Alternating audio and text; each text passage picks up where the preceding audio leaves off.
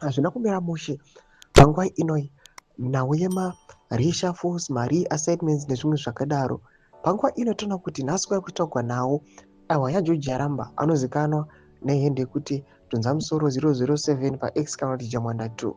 Panguva ino kuchinzi Joji Aramba anyazozikanwa kunzi after the 2017 coup or after the 2023 elections, ana Joji Aramba vanyazozikanwa kunzi ndo vanhu vanyatsoataka kana ari macitizens vachipa maspeeches pamwe aitongoti kana uri sewewe waitoratidza kuti izvi ndezvekusvotesana. But panguva ino achinyarara now tichiona kuti vision 2030 it is now moving nepace inotoshamisa. Don't subscribe or like on the bell icon.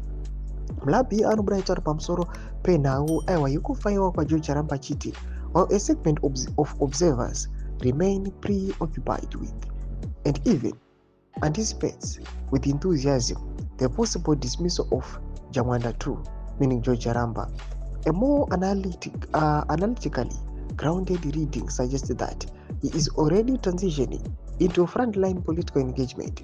This shift should be understood not as marginalization, but as political repositioning with an evolving party structure. ZANU-PF is the process of institutional regeneration, adapting itself to future political demands and contingencies, regardless of normative preferences.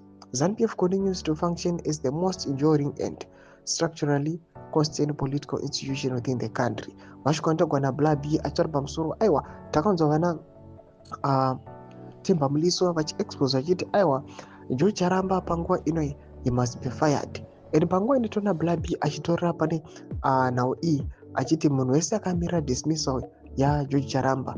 Panapa Blabi ari kuenda another version achiti aiwa ZANU-PF hamukamboinzwisisi. Panguva inoi Joji Aramba arikuda kutotransitionwa aiwa achiiswa kufrontline political engagement. Imbodzi mafungiro enyu munoti kudii pamusoro penhau iri kukurukurwa pamusoro paJoji Aramba nekunyarara kwakaita these days? Pinda comment section medu, subscribe or like, hit on the bell icon.